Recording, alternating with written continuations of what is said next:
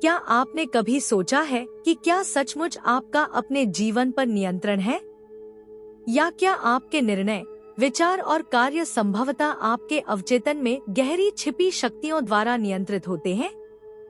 ब्रह्मांड आपको इस प्रश्न का पता लगाने के लिए यहीं लाया है, एक ऐसा प्रश्न जिसने दार्शनिकों, वैज्ञानिकों और आध्यात्मिक विचारकों को सदियों से आकर्षित किया है। क्या स्वतंत्र इच्छा जैसी कोई चीज है? हम में से बहुत से लोग इस दृढ़ विश्वास के साथ जीते हैं कि हम अपने जीवन के जागरूक एजेंट हैं। हमारा मानना है कि हमारे निर्णय, चाहे हम क्या खाते हैं, हम कौन सा करियर अपनाते हैं या हम कुछ स्थितियों पर कैसे प्रतिक्रिया करते हैं, हमारी अपनी इच्छा का परिणाम है। लेकिन अगर आप करीब से देखें तो सवाल उठता है, ये निर्णय वास्तव में कितने सचेत हैं? क्या ऐसा हो सकता है कि जिसे आप स्वैच्छिक मानते हैं, उसमें से अधिकांश वास्तव में आपके भीतर की शक्तियों द्वारा नियंत्रित है, जिसका आपको एहसास भी नहीं है? स्वतंत्र इच्छा का विचार हमारे समाज में गहराई से निहित है। यह हमें नियंत्रण की भावना देता है। यह भ्रम देता है कि हम अपने भाग्य के नियंत्रण में हैं। लेकिन क्या होगा अगर वह सच्चाई का केवल एक हिस्सा है? क्या होगा यदि आपके विचारों और कार्यों को आपके अवचेतन द्वारा जितना आप स्वीकार करना चाहते हैं, उससे अधिक नियंत्रित किया जाता है? इसका एक दिलचस्प उदाहरण तंत्रिका विज्ञान है, जो दर्शाता है कि कई निर्णय जिन्हें हम सचेत मानते हैं, वे हमारे जागरूक होने से पहले ही मस्तिष्क में हो चुके होते हैं। दार्शनिक फ्रेडरिक नीत्शे ने एक बार कहा था, एक नाचते सितारे को जन्म देने में सक्षम होने के लिए आपके भीतर अभी भी अराजकता होनी चाहिए। शायद यह अराजकता एक संकेत है कि हमारी चेतना की सतह के नीचे हमसे कहीं अधिक चल रहा है। समझना, मन, मस्तिष्क और शरीर का एक दूसरे के साथ जटिल संबंध है। आपका मस्तिष्क न केवल बाहरी दुनिया से बल्कि भीतर से भी जानकारी प्राप्त करता है, आपके शरीर, आपकी भावनाओं और आपके अवचेतन से। यह आपकी चेतना को प्रभावित करने वाले संकेतों और संदेशों के निरंतर प्रवाह की तरह है। शरीर विचारों और भावनाओं पर प्रतिक्रिया करता है, दिमाग इन प्रतिक्रियाओं की व्याख्या करता है और मस्तिष्क तंत्रिका नेटवर्क बनाता है, जो बदले में आपके भविष्य के कार्यों को निर्धारित करता है। यह एक ऐसा चक्र बनाता है जो अक्सर आपके चेतन नियंत्रण से परे चलता है।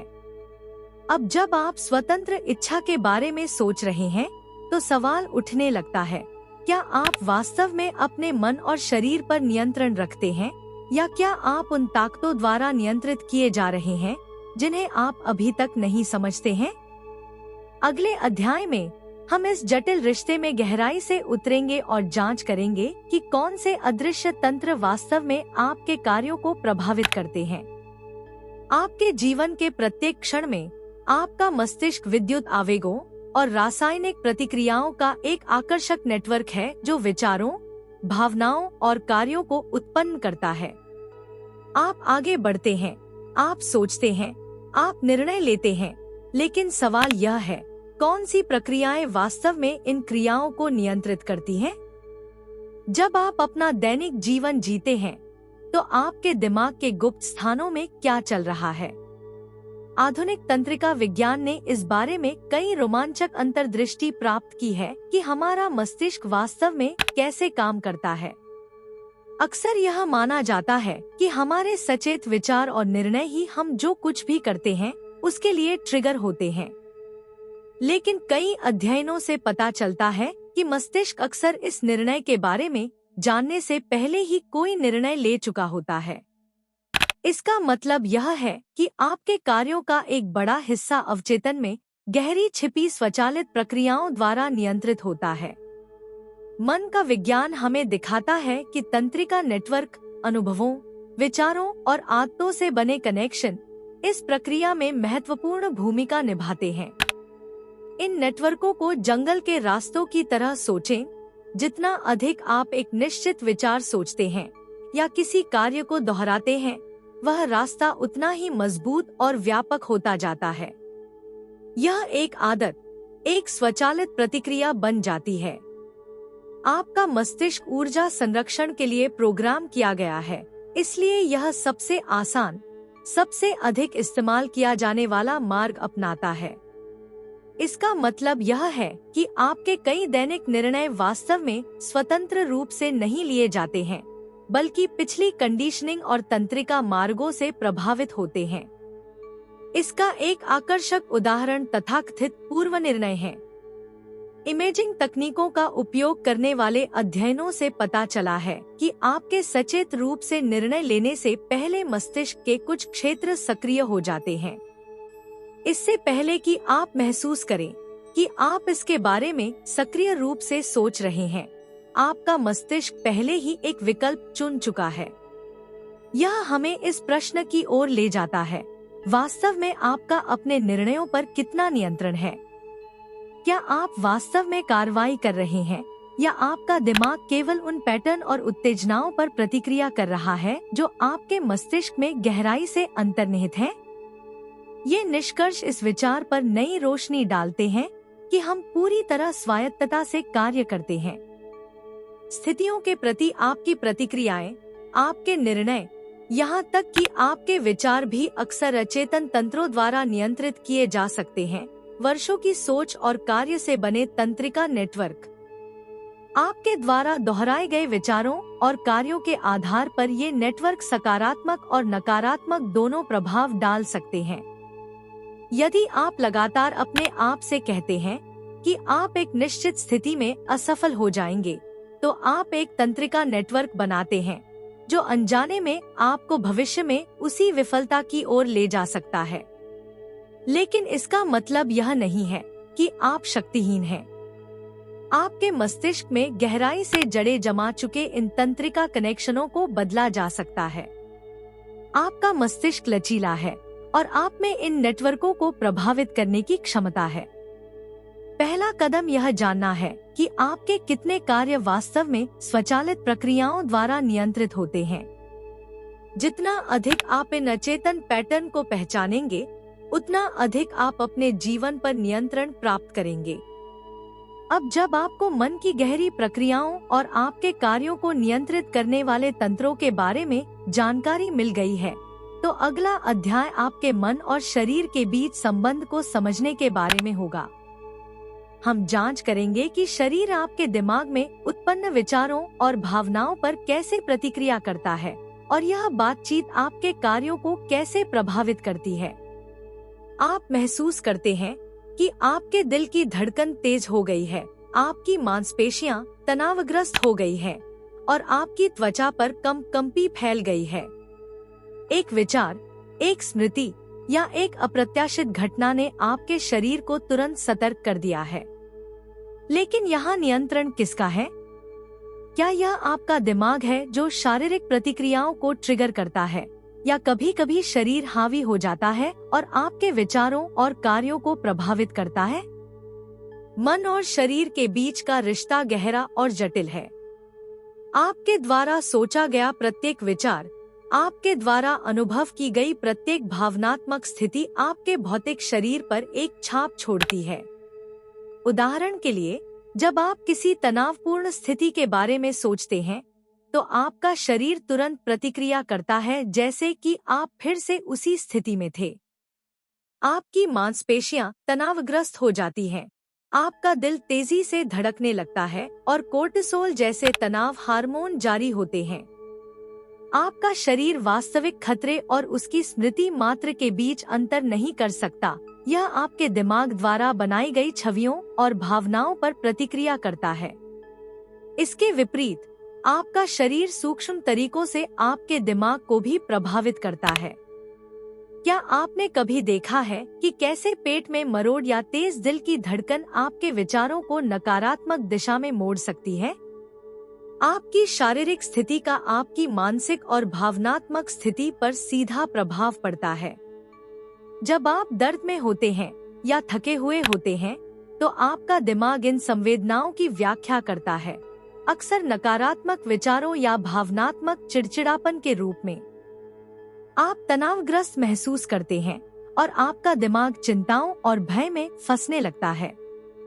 मन और शरीर के बीच यह अंतःक्रिया मनोदैहिक प्रभाव का आधार है। आपके दिमाग में उन शारीरिक लक्षणों को उत्पन्न करने की शक्ति है जिन्हें आप बिना किसी शारीरिक कारण के महसूस करते हैं। इसका एक उदाहरण प्लेसिबो प्रभाव है। जब आपका दिमाग मानता है कि आपने एक उपचार एजेंट लिया है, तो आपका शरीर सकारात्मक प्रतिक्रिया करता है, भले ही वह एक हानिरहित पदार्थ हो। लेकिन इसका उल्टा भी उतना ही सामान्य है। यदि आप किसी बीमारी या नकारात्मक परिणाम पर विश्वास करते हैं, तो आपके शरीर में उस विश्वास के अनुरूप लक्षण विकसित होने शुरू हो सकते हैं। मन शरीर को नियंत्रित करता है और शरीर मन को नियंत्रित करता है। पारस्परिक प्रभाव का एक अंतहीन चक्र।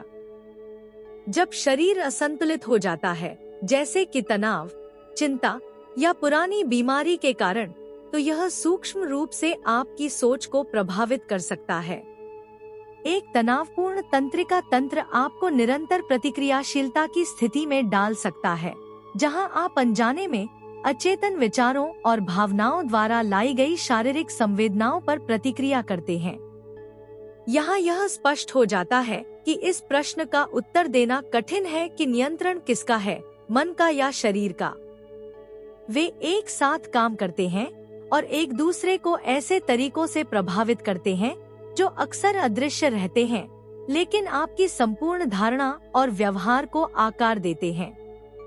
उदाहरण के लिए, जब आप डर की स्थिति में होते हैं, तो आपका शरीर लगातार सतर्क रहता है। यह शारीरिक तनाव आपके मस्तिष्क को संकेत देता है कि खतरा आसन्न है, भले ही वह खतरा वास्तविक न हो। बदले में आपका मस्तिष्क ऐसे विचार उत्पन्न करता है जो शारीरिक प्रतिक्रिया को मजबूत करते हैं। मैं खतरे में हूँ, कुछ बुरा होने वाला है। इससे एक चक्र बनता है जिसमें मन और शरीर लगातार एक दूसरे से संपर्क करते हैं और एक दूसरे को मजबूत करते हैं। लेकिन ये चक्र टूट भी सकता है। यह पहचानने से कि आपका शरीर आपके मन के सूक्ष्म संकेतों पर कैसे प्रतिक्रिया करता है और इसके विपरीत आपका मन आपके शरीर की स्थितियों से कैसे प्रभावित होता है, आप यह समझना शुरू करते हैं कि नियंत्रण केवल मन में नहीं है, बल्कि दोनों के बीच सचेत संबंध में है। सांस लेने की तकनीक, ध्यान और सचेतन गति ऐसे कुछ तरीके हैं जिनसे आप मन और शरीर के बीच संबंध को प्रभावित कर सकते हैं और इस अंतःक्रिया में सामंजस्य बिठा सकते हैं। अगले अध्याय में हम स्वतंत्र इच्छा पर दार्शनिक परिप्रेक्ष्य को देखेंगे। नियंत्रण के बारे में महान विचारक क्या कहते हैं? क्या स्वतंत्र इच्छा वास्तव में एक भ्रम है, या क्या कोई गहरी सच्चाई है जो हमें अपने जीवन पर नियंत्रण लेने के करीब लाती है? स्वतंत्र इच्छा का प्रश्न सदियों से दर्शन शास्त्र के केंद्रीय विषयों में से एक रहा है। यह रोजमर्रा की सोच से कहीं आगे जाता है कि क्या हम अपने निर्णय स्वयं लेते हैं और मानव अस्तित्व की प्रकृति में गहराई से उतरते हैं। आजाद होने का क्या मतलब है? क्या आप वास्तव में निर्णय लेने वाले व्यक्ति हैं, या आपका जीवन पूर्व निर्धारित है, जो आपके सचेतन नियंत्रण से कहीं अधिक शक्तियों द्वारा निर्देशित है? रेने डेस्कार्टिस, इमैनुएल कांट और आर्थर शोपेनहावर जैसे दार्शनिकों ने स्वतंत्र इच्छा के विचार पर गहनता से विचार किया है। डेस्कार्टिस, जो अपने उद्धरण कोगिटो एर्गो सम के लिए प्रसिद्ध हैं, मैं सोचता हूँ इसलिए मैं हूँ, का मानना था कि मन शरीर से स्वतंत्र रूप से मौजूद है और मनुष्य अपने विचारों के माध्यम से अपने जीवन पर नियंत्रण रखता है।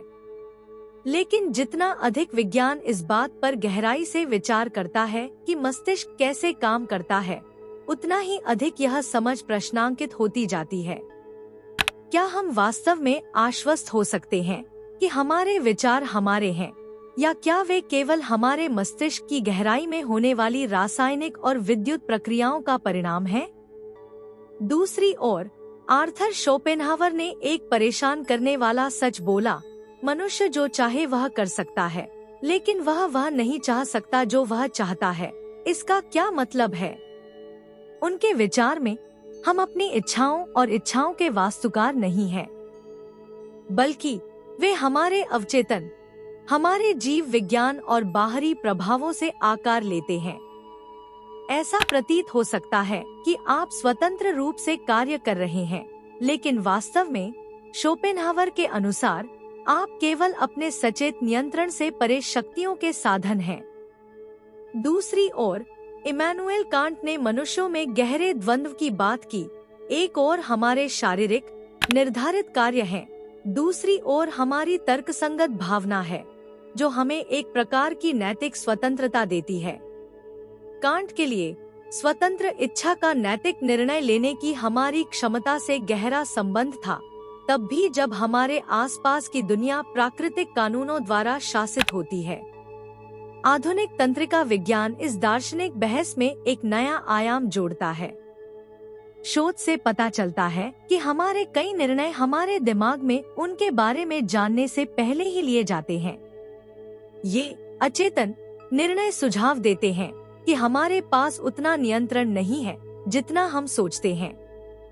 प्रसिद्ध न्यूरोसाइंटिस्ट बेंजामिन लिबेट ने ऐसे प्रयोग किए जिनसे पता चला कि हमारा दिमाग सचेत निर्णय लेने से 1 सेकंड पहले सक्रिय हो जाता है, जैसे कि चेतना पहले से ही चल रही प्रक्रिया में देर से आई हो। आपकी स्वतंत्र इच्छा के लिए इसका क्या अर्थ है? यदि आपका मस्तिष्क आपके सोचने से पहले ही निर्णय ले लेता है, तो वास्तव में आपके जीवन को कौन नियंत्रित कर रहा है? शायद स्वतंत्र इच्छा वास्तव में एक भ्रम है, जैसा कि शोपेनहावर को संदेह था। लेकिन एक अन्य परिप्रेक्ष्य भी है जो कहता है कि भले ही आपके निर्णय अचेतन प्रक्रियाओं पर आधारित हों, फिर भी आप में उन निर्णयों के प्रवाह में सचेत रूप से शामिल होने की क्षमता है। यह इस बारे में है कि आप इन अचेतन शक्तियों के साथ अपने रिश्ते को कैसे आकार देते हैं। पूरी तरह से स्वतंत्र या पूरी तरह से दृढ़ होने के बजाय कुंजी इस बात में निहित हो सकती है कि आप जिस चीज के बारे में जागरूक होते हैं उस पर आप कैसे प्रतिक्रिया देते हैं। हर पल आपके पास विचार करने, अपने विचारों और आवेगों पर सवाल उठाने और उनसे निपटने का निर्णय लेने का अवसर होता है। शायद सच्ची आजादी हर निर्णय को सचेत रूप से लेने में नहीं है, बल्कि उन शक्तियों के प्रति सचेत रहने में है जो आपके जीवन को निर्देशित करती हैं। अब जब हमने स्वतंत्र इच्छा के दार्शनिक पक्ष की जांच कर ली है, तो सवाल उठता है, यदि हमारे बहुत से कार्य अचेतन हैं, तो अवचेतन में वास्तव में क्या चल रहा है? अगले अध्याय में हम यह पता लगाएंगे कि आपका अवचेतन मन आपके दैनिक निर्णयों में कितनी गहराई से हस्तक्षेप करता है और यह आपके जीवन में कौन से अदृश्य धागे खींचता है। आपके दिमाग की गहराई में सचेत विचारों के नीचे छिपा हुआ आपके मानस का एक शक्तिशाली हिस्सा है, अवचेतन। यह मूक निर्देशक है जो आपके दैनिक निर्णयों और कार्यों के पर्दे के पीछे खड़ा होता है।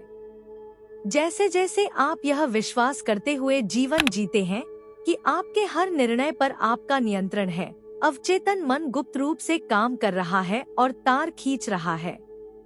लेकिन यह प्रभाव वास्तव में कितना मजबूत है और आप पर इसकी शक्ति के बारे में आप कितने जागरूक हैं? अवचेतन एक विशाल स्मृति की तरह है जो आपके सभी अनुभवों, विश्वासों, भय और अचेतन पैटर्न को संग्रहित करता है। यह वह स्थान है जहां गहरी जड़ें जमा चुकी मान्यताएं रहती हैं, अक्सर वे जिन्हें आपने जानबूझकर नहीं चुना है। ये मान्यताएं अक्सर बचपन में उत्पन्न होती हैं और आपके आसपास के लोगों और स्थितियों से आकार लेती हैं। इन अनुभवों ने अनजाने में ही आपके विचारों और भावनाओं की बुनियादी संरचना को आकार दिया और इनमें से कई पैटर्न आज भी कायम हैं। सुबह उठने की कल्पना करें और इससे पहले कि आप वास्तव में सचेत रूप से सोचें, आप पहले से ही स्थापित पैटर्न के अनुसार कार्य कर रहे हैं। आप अपना कॉफी कप उठाते हैं, अपना स्मार्टफोन देखते हैं और इसके बारे में सोचे बिना आप अपना दिन शुरू करते हैं। आपके कई कार्य स्वचालित होते हैं क्योंकि वे अवचेतन में गहराई से जुड़े होते हैं। यह आपके दिमाग का वह हिस्सा है जो यह सुनिश्चित करता है कि आपको हर छोटी चीज पर सचेत रूप से विचार नहीं करना पड़ता है, लेकिन इसका मतलब यह भी है कि आप अक्सर अपना जीवन ऑटोपायलट मोड में गुजारते हैं। आप सचेत रूप से कार्य करने के बजाय बाहरी उत्तेजनाओं पर प्रतिक्रिया करते हैं। मनोविश्लेषण के संस्थापक सिगमंड फ्रायड ने अवचेतन को मन के उस हिस्से के रूप में समझाया जिसमें अचेतन प्रेरणाएं और इच्छाएं होती हैं, जो हमारे सपनों या आवेगी कार्यों में दिखाई देती हैं। फ्रायड का मानना था कि जब निर्णय लेने और व्यवहार को प्रभावित करने की बात आती है तो अवचेतन अक्सर चेतन मन से अधिक मजबूत होता है।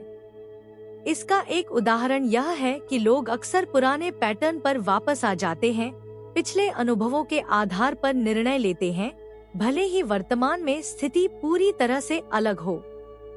अवचेतन मन आपके ध्यान में आए बिना तेजी से, कुशलतापूर्वक और अक्सर कार्य करता है। यह भावनात्मक अनुभवों को संग्रहित करता है और उन्हें भविष्य के निर्णयों के आधार के रूप में उपयोग करता है। पुराने आघात या अनसुलझे संघर्ष आपके अवचेतन में रह सकते हैं और वर्तमान में आपकी प्रतिक्रियाओं को प्रभावित कर सकते हैं। एक गहरा बैठा हुआ विश्वास जैसे कि मैं बहुत अच्छा नहीं हूँ, अवचेतन रूप से आपके कई कार्यों और निर्णयों का मार्गदर्शन कर सकता है, बिना आपको सचेत रूप से पहचाने कि यह भावना कहाँ से आती है।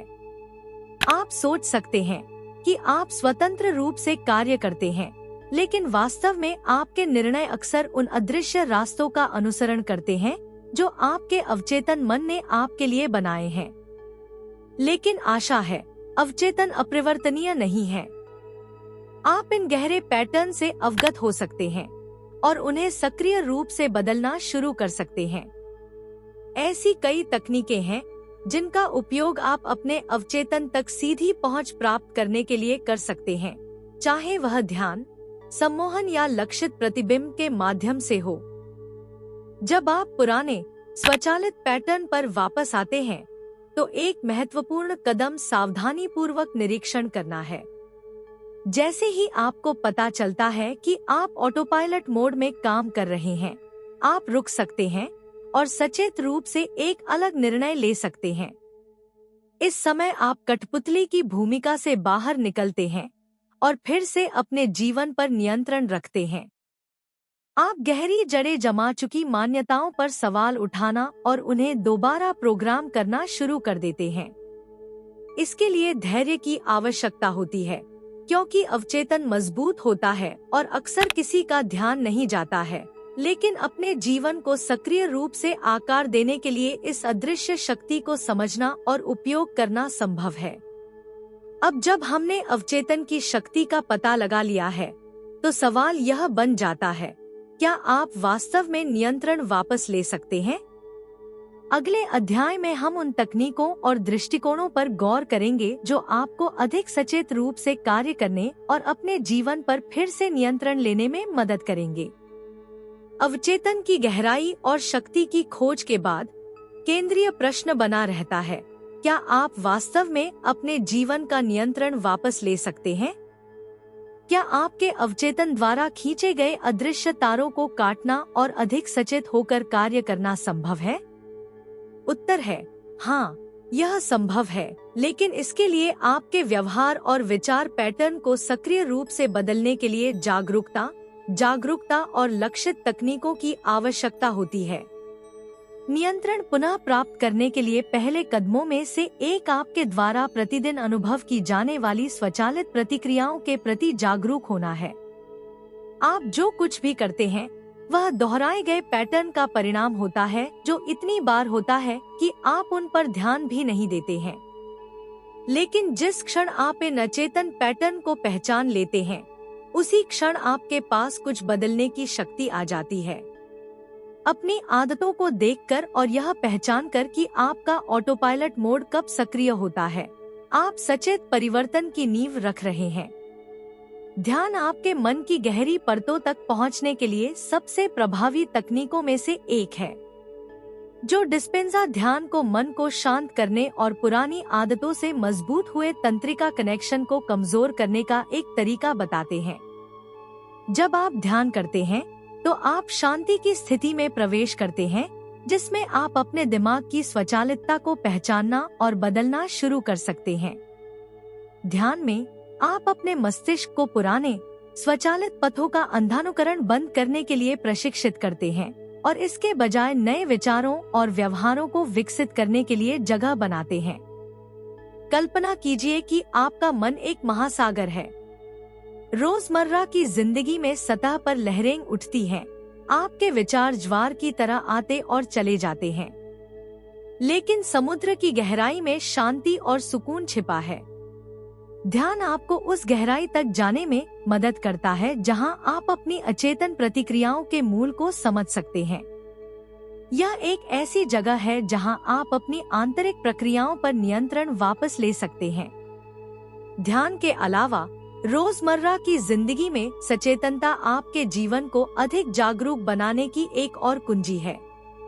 माइंडफुलनेस का अर्थ है हर पल पूरी तरह से मौजूद रहना, अपने विचारों, अपने कार्यों और अपनी भावनाओं के साथ। जब आप सचेत होते हैं तो आप पहचानते हैं कि पुरानी मान्यताएं या प्रतिक्रियाएं कब उत्पन्न होती हैं और सचेत रूप से एक अलग दिशा में आगे बढ़ सकते हैं। यह ऐसा है जैसे आप कार्रवाई प्रक्रिया के बीच में रुक जाते हैं और अपने आप से पूछते हैं, क्या मैं वास्तव में इस तरह से प्रतिक्रिया करना चाहता हूँ या क्या कोई और अधिक सचेत विकल्प है जिसे मैं चुन सकता हूँ। उत्तेजना और प्रतिक्रिया के बीच यह ठहराव वह क्षण है जब आप नियंत्रण हासिल कर लेते हैं। एक और शक्तिशाली दृष्टिकोण विजुअलाइजेशन है। आप बार बार यह कल्पना करके अपने मस्तिष्क को पुनः प्रोग्राम कर सकते हैं कि आप कुछ स्थितियों में अलग अलग प्रतिक्रिया कर रहे हैं।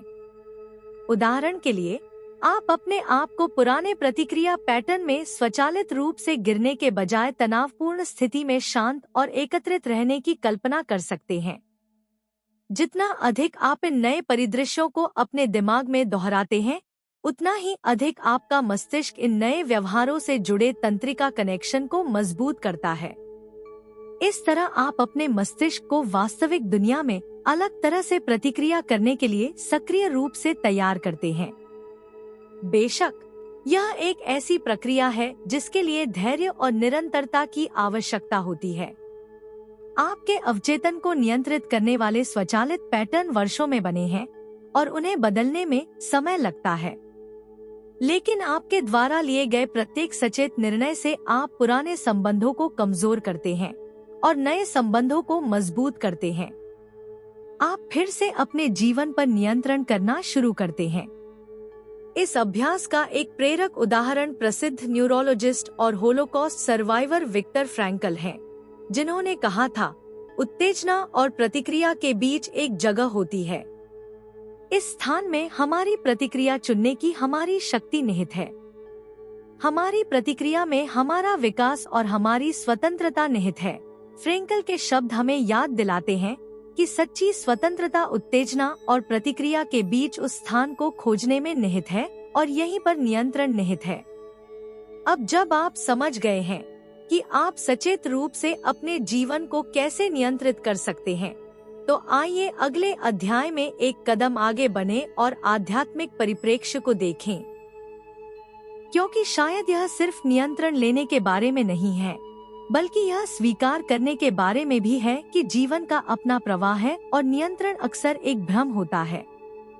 यह जानने के बाद कि अपने जीवन का नियंत्रण वापस कैसे लिया जाए, एक गहरा, शायद भ्रमित करने वाला प्रश्न उठता है, क्या हर चीज को नियंत्रित करना भी लक्ष्य है? या शायद सच्ची आजादी जीवन के प्राकृतिक प्रवाह को छोड़ देने और उसे स्वीकार करने में निहित है? आध्यात्मिक दृष्टिकोण से देखने पर इस प्रश्न का उत्तर जीवन के प्रति आपके दृष्टिकोण को मौलिक रूप से बदल सकता है।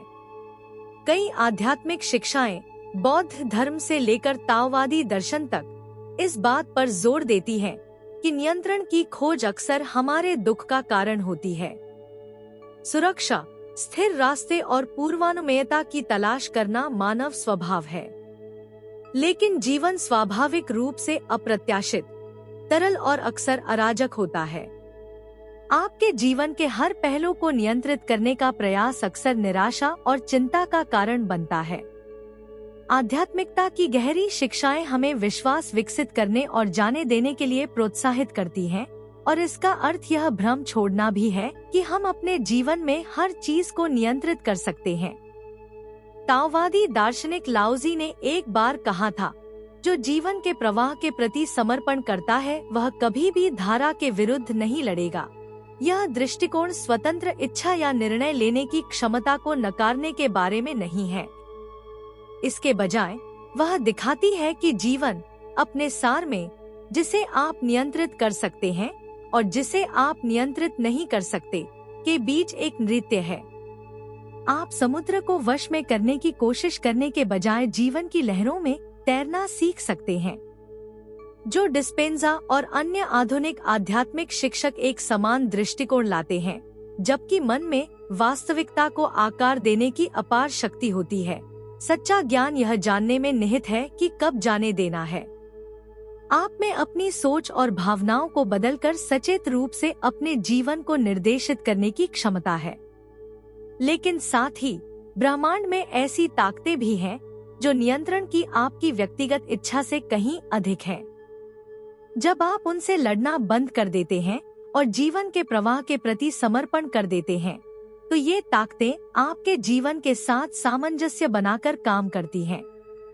यह विचार निष्क्रियता या अपनी इच्छा त्यागने का पर्याय नहीं है, बल्कि इसका मतलब यह पहचानना है कि एक उच्च बुद्धि है, चाहे आप इसे ब्रह्मांड, भाग्य या दिव्य मार्गदर्शन कहें, जो आपके जीवन को उन दिशाओं में निर्देशित करती है जिन्हें आप हमेशा तुरंत समझ नहीं पाते हैं। जब आप जाने देते हैं, तो आप अपने आप को उन संभावनाओं के लिए खोल देते हैं जो आपकी सचेत कल्पना से परे मौजूद हैं। इस समर्पण में नियंत्रण का एक गहरा रूप निहित है। आप जीवन से लड़ने के बजाय उसके साथ बहना सीखते हैं। इसका मतलब यह है कि आप अज्ञात के निरंतर भय में रहना बंद कर दें और इसके बजाय यह विश्वास विकसित करें कि आपके साथ जो कुछ भी होता है वह एक बड़ी योजना का हिस्सा है। नियंत्रण सक्रिय डिजाइन और साहसपूर्वक छोड़ देने के बीच एक नृत्य बन जाता है। आप नियंत्रित करते हैं कि आप कहाँ जाना चाहते हैं, लेकिन आप यह भी पहचानते हैं कि जीवन की प्राकृतिक धाराओं के प्रति समर्पण करने का समय कब है। इसका एक उदाहरण स्वीकृति का अभ्यास है। जब आप अपने जीवन में किसी चुनौती से लड़ने के बजाय उसे स्वीकार करते हैं, तो अक्सर शांति की गहरी भावना पैदा होती है। स्वीकृति का मतलब यह नहीं है कि आपको कुछ नहीं करना चाहिए, बल्कि यह है कि आप स्थिति को वैसे ही स्वीकार करें जैसे वह है और उसी बिंदु से कार्य करें। यह कार्रवाई और जाने देने के बीच एक संतुलन है। बहुत से लोग अनुभव करते हैं कि जैसे ही उन्होंने जाने दिया, नए दरवाजे और अवसर खुल गए जिन्हें वे पहले महसूस नहीं कर पाए थे। आध्यात्मिक अभ्यास में नियंत्रण और समर्पण के बीच इस संतुलन का अनुभव करने के लिए ध्यान एक शक्तिशाली उपकरण है। ध्यान की शांति में आप अपने विचारों को छोड़ना और बस रहना सीखते हैं। आप एक ऐसे स्थान में प्रवेश करते हैं जहां आप लगातार हस्तक्षेप करने की आवश्यकता के बिना जीवन के प्रवाह को महसूस करते हैं। इस मौन में ही आप मन, शरीर और ब्रह्मांड के बीच गहरे संबंध को समझ सकते हैं। आपको एहसास होता है कि आप एक बड़े संपूर्ण का हिस्सा हैं और यह संपूर्ण आपके साथ सामंजस्य बनाकर काम करता है यदि आप इसकी अनुमति देते हैं।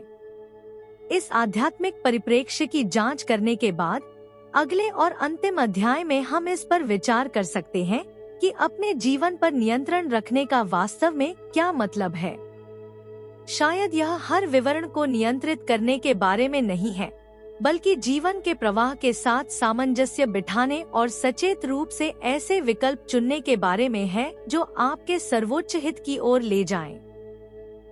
इस यात्रा में मन, शरीर और अवचेतन के दायरे में गहराई से उतरने के बाद केंद्रीय प्रश्न फिर से उठता है, क्या आप वास्तव में अपने जीवन के नियंत्रण में हैं या आप अदृश्य शक्तियों द्वारा नियंत्रित किए जा रहे हैं? इसका उत्तर केवल काला और सफेद नहीं है। यह नियंत्रण, जागरूकता और प्रतिबद्धता के बीच परस्पर क्रिया की गहराई में निहित है। हमने देखा है कि बार बार आने वाले विचारों और व्यवहार पैटर्न से आपका मस्तिष्क कैसे आकार लेता है। न्यूरोप्लास्टिसिटी हमें दिखाती है कि आप जो सोचते हैं और करते हैं वह तंत्रिका मार्ग बनाता है जो आपके भविष्य के व्यवहार को प्रभावित करता है। ये स्वचालितताएं कभी कभी आपको अचेतन प्रक्रियाओं द्वारा नियंत्रित कठपुतली की तरह बना सकती हैं। लेकिन इसका मतलब यह नहीं है कि आप पूरी तरह से शक्तिहीन हैं। इसके विपरीत, जब आप इन पैटर्नों से अवगत हो जाते हैं तो यह आपको दिखाता है कि आपके पास कितनी जबरदस्त शक्ति है। उत्तेजना और प्रतिक्रिया के बीच एक जगह होती है, एक ऐसा क्षण जिसमें आपके पास सचेत रूप से अपने जीवन की दिशा बदलने की शक्ति होती है। आप नई सकारात्मक आदतों और विचारों को विकसित करके अपने अवचेतन मन द्वारा खींचे गए तारों पर नियंत्रण रखना सीख सकते हैं। लेकिन यह नियंत्रण कोई कठोर अवधारणा नहीं है। यह एक गतिशील प्रक्रिया है। सचेत नियंत्रण और अनियंत्रित की स्वीकृति के बीच एक नृत्य है। तंत्रिका विज्ञान और दर्शन ने हमें दिखाया है कि आपके कई निर्णय आपके जागरूक होने से पहले ही ले लिए जाते हैं। यह पहली बार में डरावना लग सकता है, लेकिन यह आपके अवचेतन के साथ सक्रिय रूप से जुड़ने का अवसर भी खोलता है। माइंडफुलनेस, मेडिटेशन और विजुअलाइजेशन के माध्यम से आप उन अदृश्य धागों को पहचान सकते हैं जो आपके जीवन को नियंत्रित करते हैं और उन्हें पुनर्निर्देशित करना शुरू करते हैं। यहाँ नियंत्रण का अर्थ है कि आप अपनी आंतरिक स्थिति की जिम्मेदारी लेते हैं और इसलिए आपके बाहरी जीवन में जो भी प्रकट होता है उसकी भी जिम्मेदारी लेते हैं। लेकिन आध्यात्मिक परिप्रेक्ष्य आपको नियंत्रण की अवधारणा को बड़े संदर्भ में देखने के लिए आमंत्रित करता है। यह आपको दिखाता है कि नियंत्रण जीवन के हर पहलू पर मजबूत पकड़ रखने के बारे में नहीं है, बल्कि जाने देने और भरोसा करने की क्षमता के बारे में है। कभी कभी पूर्ण नियंत्रण की खोज एक भ्रम है जो आपको जीवन के प्राकृतिक प्रवाह का अनुभव करने से रोकती है। सच्ची आजादी तब आती है जब आपको एहसास होता है कि आपको हर चीज को निर्देशित करने की जरूरत नहीं है, क्योंकि जीवन अक्सर आपकी कल्पना से कहीं अधिक बड़ा रास्ता खोज लेता है। सक्रिय डिजाइन और सचेत समर्पण की यह परस्पर क्रिया नियंत्रण की एक नई समझ की ओर ले जाती है। आप अब अवचेतन की डोर का आंख बंद करके अनुसरण करने वाली कठपुतली नहीं है, लेकिन नहीं, आप जीवन के संपूर्ण प्रवाह को नियंत्रित करने का प्रयास कर रहे हैं। इसके बजाय आप सचेत रूप से कार्य करना सीखते हैं, लेकिन जीवन के ज्वार के साथ बहना भी सीखते हैं, यह जानते हुए कि आपका समर्थन करने के लिए एक गहरा ज्ञान है। यह एहसास कि आप नियंत्रित और नियंत्रित दोनों हो सकते हैं, एक नई तरह की आंतरिक स्वतंत्रता लाता है। आपको एहसास होता है कि आपका मन, शरीर और अवचेतन निरंतर संचार में है और जागरूकता और समर्पण के माध्यम से आप इस प्रवाह के साथ सद्भाव में रह सकते हैं। इस यात्रा के अंत में प्रश्न बना रहता है, क्या आप वास्तव में नियंत्रित कर रहे हैं या आपको नियंत्रित किया जा रहा है? इसका उत्तर स्पष्ट हाँ या नहीं में नहीं, बल्कि इस गहरी समझ में हो सकता है कि जीवन आंतरिक मार्गदर्शन और बाहरी विश्वास का एक जटिल जाल है।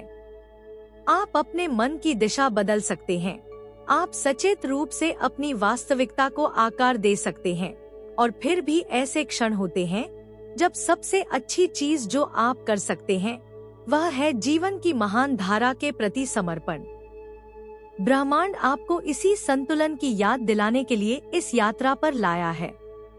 यह पूर्ण नियंत्रण लेने या नियंत्रण छोड़ने के बारे में नहीं है, बल्कि दोनों को सामंजस्य में लाने की कला में महारत हासिल करने के बारे में है।